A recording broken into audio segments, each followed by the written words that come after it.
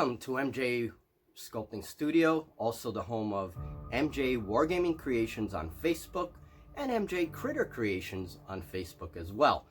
I am working on a large project. This is going to be a small gaming table with the game Frostgrave in mind. And right now we're in the gaming portion of my studio, but we're going to be moving into the sculpting area, the craft area, very soon, so I can show you some of the materials that I use, some of the tools that I use, and of course an important disclaimer about those tools. But basically, the game Frostgrave, it's by Joseph A. McCullough. It's a very interesting rule set, and it takes place in an ancient city, a ruined city called Felstad. This was the home of very powerful wizards who experimented with, well, a lot of powerful magic. And a mistake was made at some point, and the city was engulfed by a magical snowstorm that destroyed everything, ravaged it. And so players come in many years after that, and now the storm has subsided, everything is starting to thaw out, and the city, the ruins, are now beginning to surface. And so there's a lot of treasure and powerful magic to be found in Felstad. So now players, they take the role of wizards who hire warbands to come with them into the city to seek these treasures. And of course, players oppose each other, which means these wizards are very jealous, and they're going to, they don't want any competition, basically. So warbands will be facing off against each other. Players oppose each other in the game, trying to compete for these secrets, for these magical treasures. So, very interesting game. One thing that's very nice about the game is that the author does not include any maps of Felstad. There are no maps, only ideas for the scenarios and everything else, but no real maps of the city. It's basically left up to you, the player, to design the city. So that's really cool. That gives us a lot of freedom when making our tables. So let's go to the crafting bench. I want to talk about materials. We won't be talking about Frostgrave just yet. I will be bringing you some games, hopefully, in the future. But right now, I'm busy preparing the tables and making some terrain for this and many other games. Let's go to the crafting bench.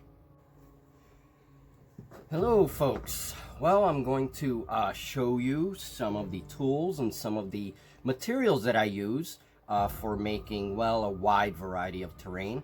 I am working on these ruins, right? These castle ruins that I will be using for the game Frostgrave.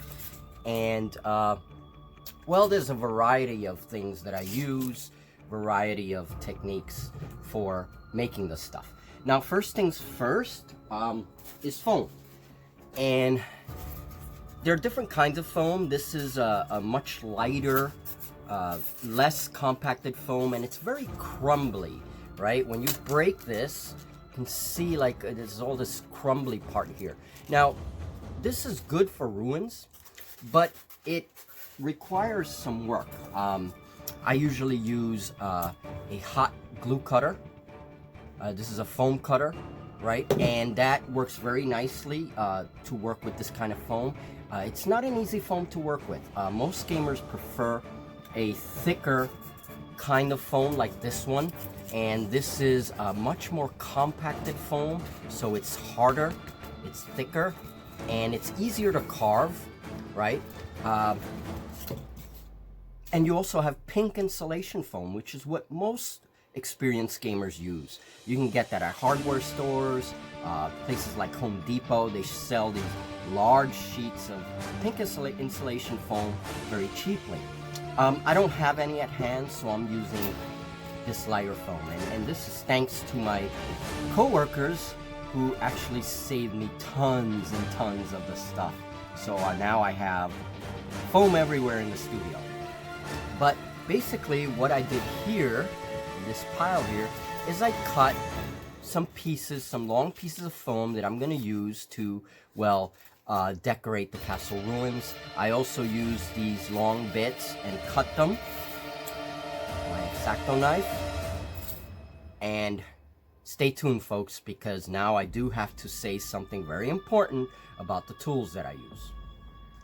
Well, folks, this is my disclaimer video. Very important since I am showing the use of certain tools. These tools can be very dangerous if used improperly. So please, safety first. If you're a younger audience, stop right here. No, you need adult supervision. This, for example, can get very hot, create some serious injuries, so you have to be very careful, as well as all the sharp blades that I use and everything else, the X-Acto knives, they can cause serious injuries. So safety first, be very careful, adult supervision if necessary. Okay, so having said that,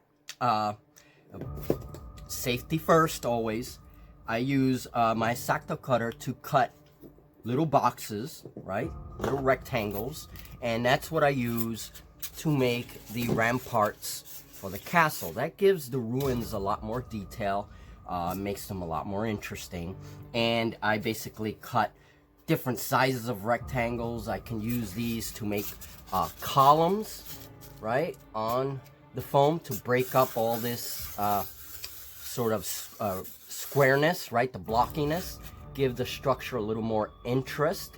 There we go, that's a little better.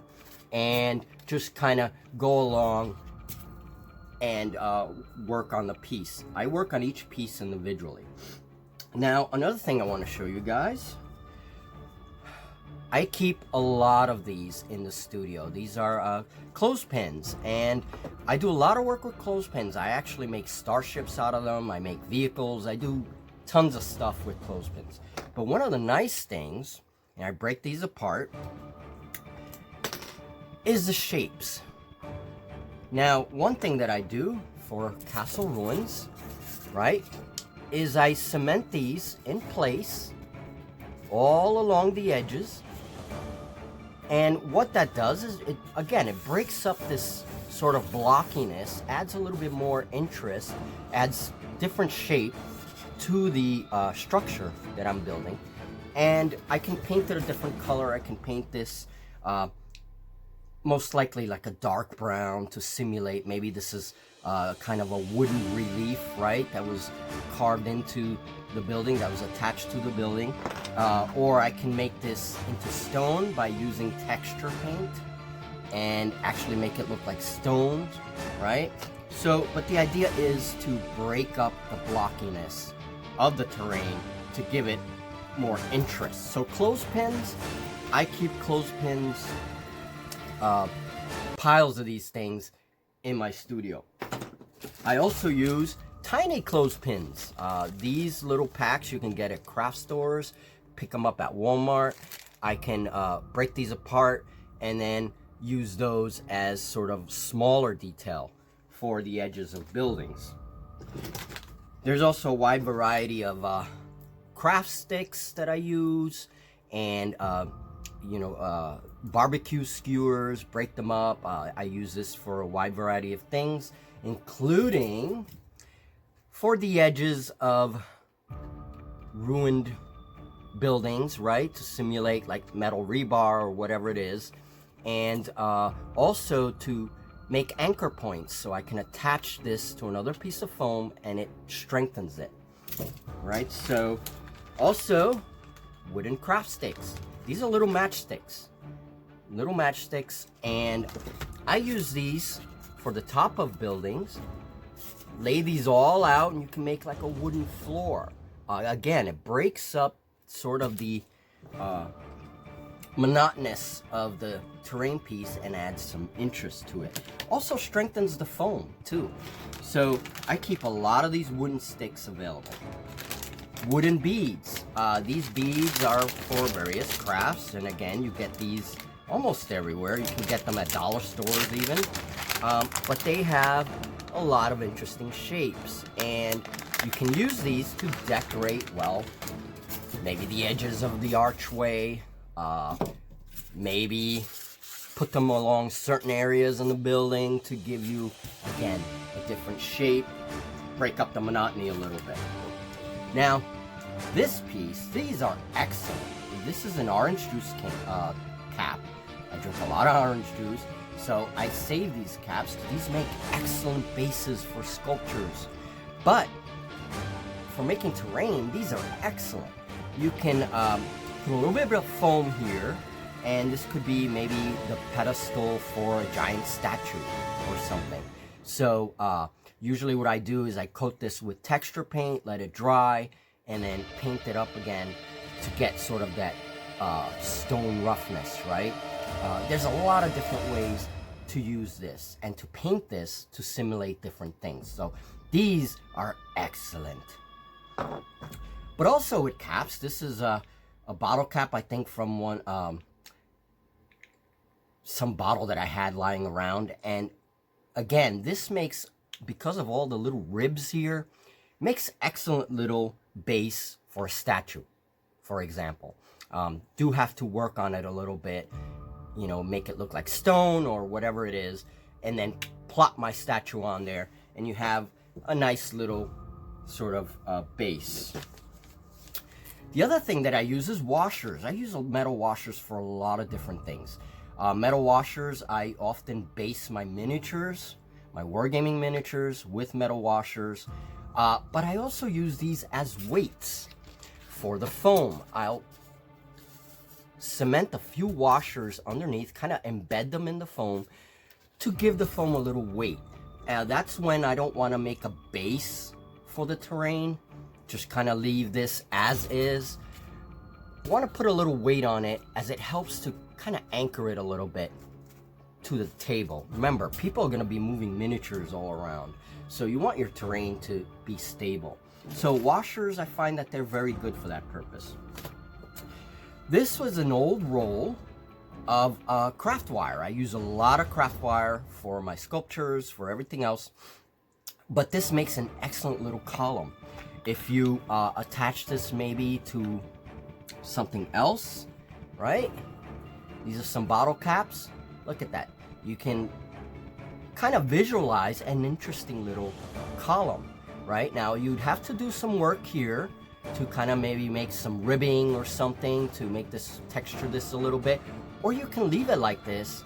And if you're really good with painting, you can do a sort of a marble kind of paint job on this, and it'll be like a marble pillar that could sit somewhere in the ruins, maybe even put a statue on top of it, right? So that's excellent material. And then there are these. There's some little gems. Okay.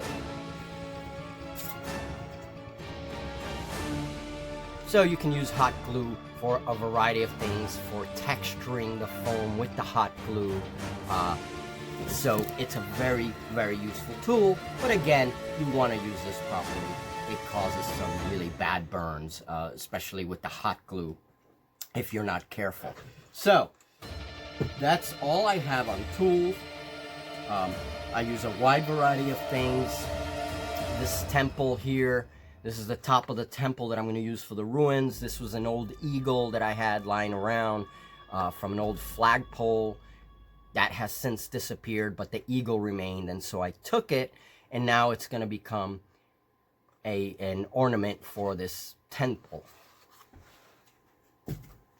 All right, folks, so that's all I have on tools and materials. Now I think it's time to do some work on these ruins. So, have a great one.